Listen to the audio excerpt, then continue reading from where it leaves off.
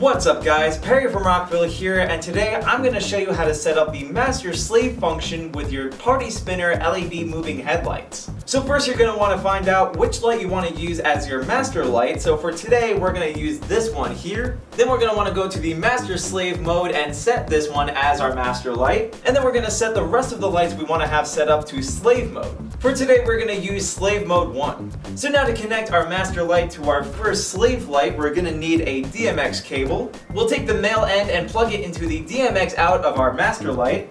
Then we'll take the other end and plug it into the DMX in on our first slave light. You'll want to repeat this process for however many lights you want to have set up in your chain. So now we can go to the master light and set it up to any of the modes while the slave light follows, or we can do the same exact thing with the included remote. So with it I can turn my lights on, select any of the modes between auto, fade, strobe, sound, color, and I can even determine whether I want to have the light in master or slave mode. I can even set the light to any of the preset colors like red, green, blue, white, amber, ultraviolet, as well as orange, cyan, or pink.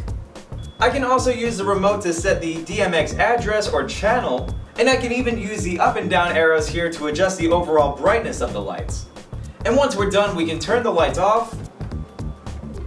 And if we want to get them going again, we can use the on button to turn them on.